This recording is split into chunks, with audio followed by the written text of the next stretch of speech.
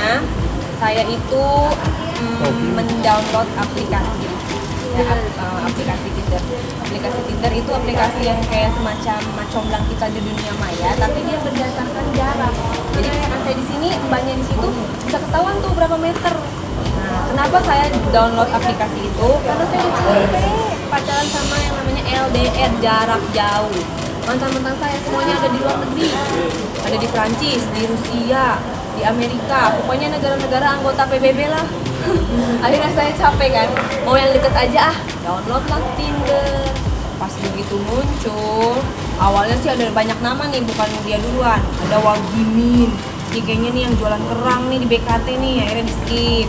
Ada lagi muncul nama Narjo, ini kayaknya jualan laser nih pinggir jalan nih, di skip. Akhirnya ada nama satu, Pablo Putra Benua.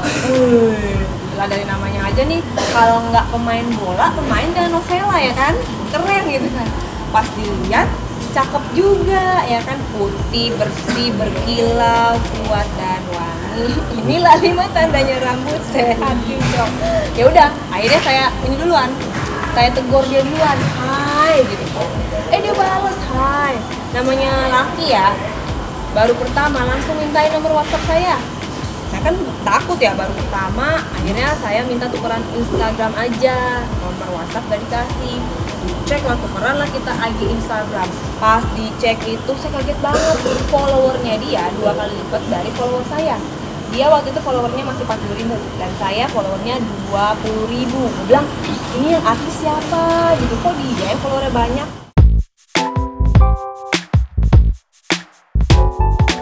Akhirnya karena rasa penasaran itu, siapa nih orang gitu kan, akhirnya ketemu lah. Hari pertama dia cerita,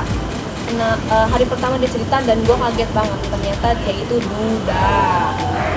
Dan dia lebih kaget lagi, ternyata gue itu janda. Ya kan, janda ketemu duda, pasti ya barang-barang second sama lah ya. Akhirnya dia cerita kenapa dia cerai. Dia bilang dia selingkuh, gue brengsek, gue main cewek. Gila gak tuh? Cewek baru hari pertama ketemu digituin. Yang ada cewek-cewek biasanya mundur kan? Kalau nggak muntah kan? Nah kalau gua tuh nggak ilfil, malahan gua salut gitu sama kejujurannya dia. Karena menurut gua sendiri nih, zaman sekarang mana ada sih cowok yang baru hari pertama kali ketemu udah langsung ngasih keburukannya, ya nggak? Hari pertama ketemu gua gini, akhirnya gua salut sama kejujurannya dia.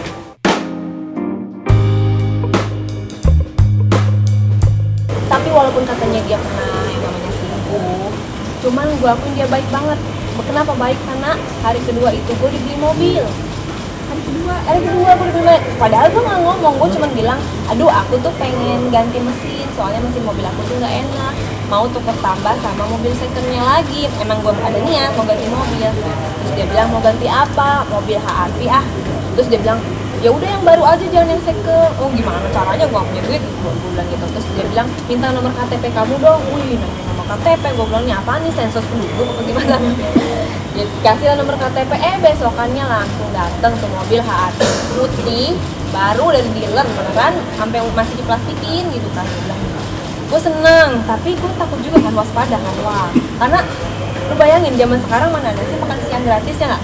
Temen aja ngajak makan siang, ujung-ujungnya MLM, ya kan? Nah ini dibeliin mobil, ya kan? Wah nggak yakin nih, gue harus waspada dong dibeliin mobil. Ntar jangan-jangan gue ditagih lagi per bulannya. Secara kan dia punya perusahaan leasing, ya kan? Jadi, wah lu mobil baru pasti ntar gue ditagih nih, ya kan?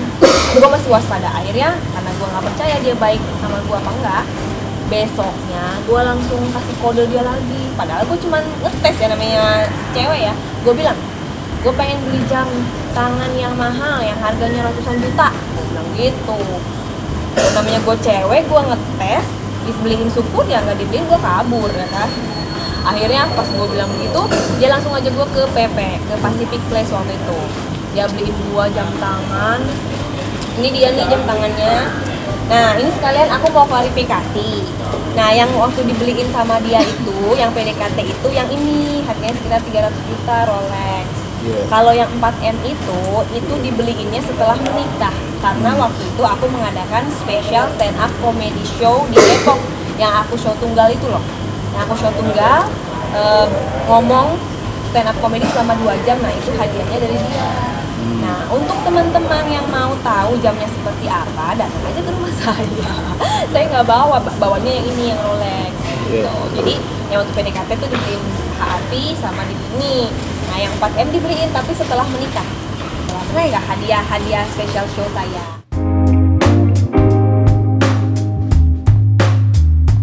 Oh iya, akhirnya nerima banyak nih ya. Pemirsa pasti pada menganggap saya ini cewek matre ya kan. Padahal saya mau menikah sama dia itu bukan karena duit, bukan karena mobil, karena jam tangan. Karena bisa aja juga saya dapat dari yang lain kan. Maksudnya ada juga yang dekat sama saya, ada juga yang baik sama saya. Bukan karena itu, karena dia udah berhasil meyakinkan saya kalau dia itu sayang sama saya, kalau dia itu serius sama saya. Kenapa? Karena waktu saya bilang kita kayaknya nggak bisa nikah, udah dibeliin jam nih, udah dibeliin mobil, dia ngajak nikah hari keempat. Wih, ini nikah gitu loh, bukan ngajak ke puncak gitu kan, cepet banget. Gue juga pengen sih nikah, tapi nggak secepat ini ya nggak. Bayangin 4 hari dia udah nikah, ngapa-ngapan kan. Akhirnya gue bilang, gue cari cara untuk mengulurkan niatnya dia. Gue bilang, kamu kan belum ketemu sama orang tua aku ya. Begitu gue bilang begitu, dia langsung bilang, ayo kita ketemu orang tua kamu. Langsung kita ke Bogor, ketemu sama orang tua. Terus gue bilang lagi, kan aku belum ketemu orang tua kamu yang di Medan itu. Hari itu juga, begitu gue ngomong, dia langsung beliin tiket orang tuanya dari Medan nerbangin ke Jakarta. Jadi kita malam-malam tuh jemput ke bandara. Pas ada nih mami, katanya ada di bandara. Mami, ini calon istri aku. Ya Allah, ibunya langsung kaget. Bapaknya ketinggalan pesawat. Orang tua ketemu, orang tua gua di Bogor, terus dia nerbangin orang tuanya ke Medan. Nah, kita ngobrol-ngobrol sampailah pada satu kesimpulan bahwasanya kita susah untuk nikah karena beda agama kan. Kamu Katolik, saya Muslim. Sedangkan orang tua pengennya kalau bisa seiman.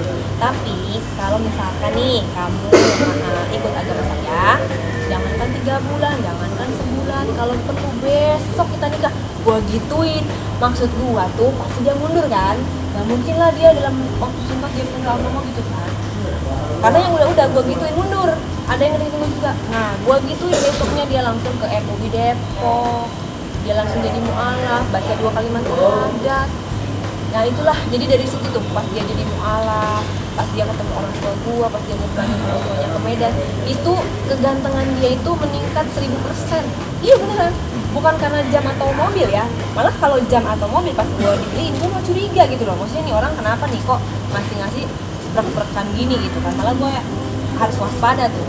Begitu dia mau menjadi mu'alaf dan segala. Nah, dan gue mau klarifikasi lagi nih. Orang-orang pada bilang bahwasannya suami gue itu masuk Islam karena gue semata, bukan karena gue serius segala macam. Nah, itu nggak benar. Karena suami gue itu sekarang udah apa-apa, alhamdulillah, insya Allah, astagfirullah gitu kan.